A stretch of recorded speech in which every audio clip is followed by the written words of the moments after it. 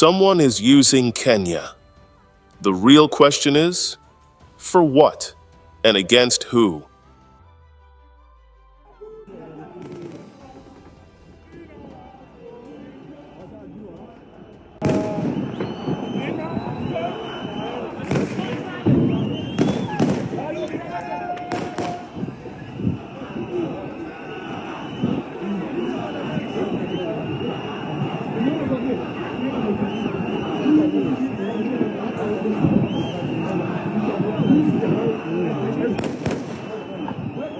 For years, Kenya has been the region's most open civic space, a place where ideas move fast, money moves quietly, and political narratives travel farther than their authors ever intended.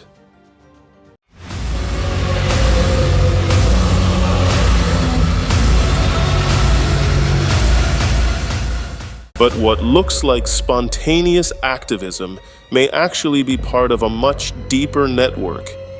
A network that uses Kenya not as the target, but as the starting point. Tumeanza kuona mtiririko au mwenendo wa wanaharakati ndani ya region yetu hii kuanza kuvamia na kuingilia mambo yetu huku. For months, the conversation has focused on Kenyan activists and their involvement, or perceived involvement, in Tanzania's political tensions. Watu wa Ford Foundation watuambie hiyo pesa wanatoa ifanye fujo ndio wapate faida gani? We are going to call them out and we are going to tell them if they are not interested in democracy in Kenya, if they are going to sponsor violence. But behind the noise, behind the accusations, and behind the cross-border narratives, another layer begins to appear. A quieter layer, a smarter layer, a layer that does not tweet, does not march, and never appears on camera. A layer that uses Kenya, not because Kenyans care the most, but because Kenya is the only place where their influence can pass undetected.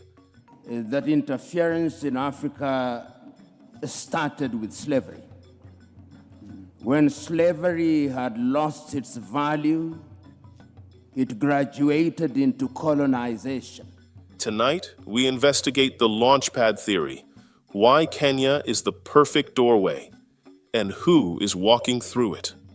When colonization had lost its luster, through a combination of certain realities and agitation from the continent, we regained our independence. But as John Henry Clark, that great African-American, said, we regained independence by mimicking European governance systems. And he rightly says, no African country will ever succeed on the basis of those systems. Before we follow the hidden hand, we must understand why Kenya matters so much in this story. Among East African nations, Kenya is unique. It has the highest concentration of international NGOs in the region. It hosts the largest diplomatic community in Africa after Addis Ababa. Its media sector is open, aggressive, and influential across borders. Its youth activism ecosystem is digitally advanced and globally connected. And most importantly, Kenya's civic space is porous. Information flows in and out. Money flows in and out. Narratives flow in and out. And so when a foreign actor wants to shape events inside Tanzania, a country with tighter political controls, restricted media, and limited civic space, direct entry is difficult. Indirect entry, however, much easier. All you need is Kenya. Ilivyoeleza katika taarifa yake ya tarehe 3 mwezi huu wa 12 2025 kwamba upo uhalifu unaoendelea kupangwa na kuhamasishwa kwenye mitandao ya kijamii na kwenye makundi ya baadhi ya watu wakihamasisha kile wanachokiita maandamano ya amani na yasiyo na kikomo kuanzia tarehe 9 mwezi wa 12 2025. Jeshi la polisi kwa kushirikiana na vyombo vingine vya ulinzi na usalama vinaendelea kuchukua hatua stahiki dhidi ya uhalifu huo unaopangwa, hivi wananchi msiwe na hofu. So who exactly is pushing influence into Tanzania through Nairobi? Let's break the possibilities into three major groups, none proven, but all plausible. First, international donor networks. These are groups whose stated mission is democracy support, human rights, and civic empowerment. They legally cannot operate in Tanzania at the same scale they can operate in Kenya. So they run regional programs from Nairobi. They train activists. They fund digital campaigns. They support election monitoring. And through these pipelines, ideas and sometimes pressure flow south. 2. Geopolitical players competing for regional influence. For some foreign governments, Tanzania's 2025 election is not just a local event. It is a strategic battleground. Energy contracts, port infrastructure, military cooperation, digital surveillance systems.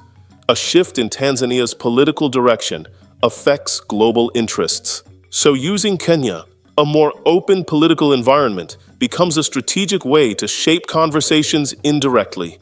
3. International advocacy organizations. These groups work with African activists, offering platforms, awards, fellowships, and global visibility.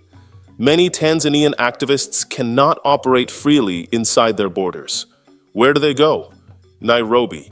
It becomes the staging ground for statements, exposés, reports, and coordinated messaging. In every scenario, the equation remains the same. If you cannot enter Tanzania, you enter Kenya. And from Kenya, you enter Tanzania.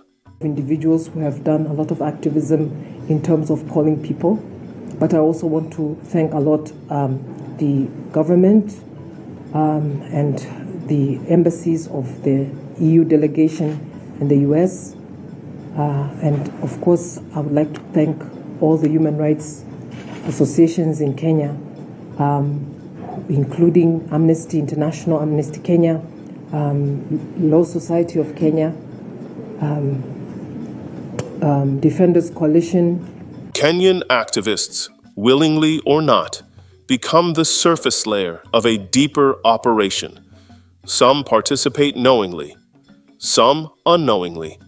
Some simply express solidarity, and some become political tools without realizing it. Meanwhile, Tanzanian authorities respond to what they see on the surface, but the surface is not the system. The real influence is higher, and the real direction comes from elsewhere.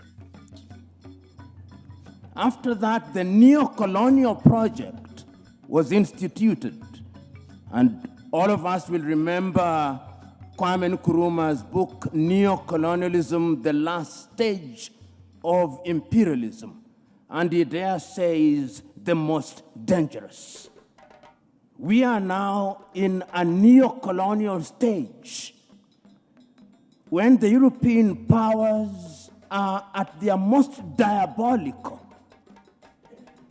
when the Americans are at their most diabolical. And it's not lost on me that they'll be meeting in Hiroshima next week as the G7. And how do they interfere? They interfere militarily. They ensure that you in the military are trained in Sandhurst, are trained in West Point, so they affect your mind. They interfere diplomatically, sometimes through gunboat diplomacy, and that is why you see sometimes your typical European ambassador treats our heads of states in a condescending manner. They interfere through institutions such as the IMF and the World Bank. They interfere by ensuring that our economic infrastructure is beholden to theirs through dollarization. They interfere through education. They interfere by influencing our processes, by lending us advisors who tell us what to do. The neo-colonial project is alive and well, and it is at its most dangerous, and we Africans must smell the coffee. If we don't, they are going to continue to interfere. How else do they interfere? Through NGOs, Danida, CIDA, UK Aid, USAID. These are Trojan horses that are introduced into our countries for the purpose of influencing our processes. And they infiltrate our institutions. Right now, if you look at the African Development Bank, look at the shareholding. It's Americans, it's Germans, it's Japanese, it's the French. And the Europeans have done their bit. They also interfere through post-colonial institutions, the Commonwealth of independent nations. They are not sovereign states, former French-speaking nations. These are the instruments that they interfere through. What PLO Lumumba describes is often dismissed as rhetoric, accusations, or exaggerated Pan-African suspicion. But then, listen carefully, because when the conversation shifts from African scholars to European lawmakers themselves, the story changes. Here is a member of the European Parliament, not denying the interference, but openly describing it. The proof is no longer coming from Africa. It is coming from Europe. Military bases, more weapons, and more European meddling. What we call our strategic relationship isn't about human flourishing. It's about the EU's ambitions as a superpower. There's now a new great game in the Horn of Africa. Greater and lesser powers are pockmarking the place with military bases. France, the US, China, Germany, Japan, Italy, Saudi Arabia all have a presence in the tiny area of Djibouti alone. Mercenaries are swarming in from all quarters. The entire region is being militarized. War is in the air.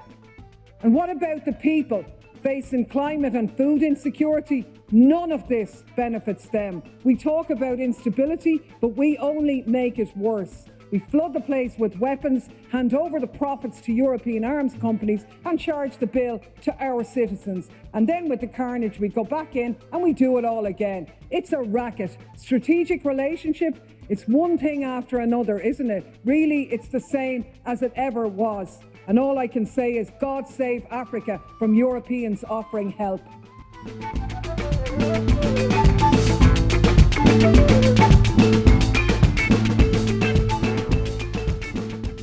As we close this chapter, remember one truth. Surface events rarely tell the whole story. Activists may trend the hashtags, politicians may trade the accusations, citizens may argue across borders. But above all of them lies a silent network, moving, influencing, and shaping outcomes before they ever appear on your screen. This is borderline Africa, and the deeper we go, the clearer the picture becomes. And how do we then deal with this situation? We Africans must now begin to recognize, and this was recognized as early as 1963, Kwame Nkrumah warned us. He said, if we are not united, they are going to interfere with us militarily. They are going to interfere with our economy. They are going to interfere with our agriculture. They are going to interfere with our health. In other words, we Africans, as I conclude, we Africans must stop operating in silos. Rwanda alone will not confront them. Burundi alone will not confront them. But if we go through the regional bodies and ultimately the African Union, we may indeed succeed in putting away this bulwark. And remember, it is no longer just Europe. There is a new scramble for Africa. The Chinese are here. The Turks are here. The Qataris are here. All of them are coming back. And the military bases that you see here is telling you that if you don't behave, we are going to use force. Sometimes I wish, and I'm saying this seriously, that we too had a nuclear weapon, because that is what Europe and America understands. Thank you.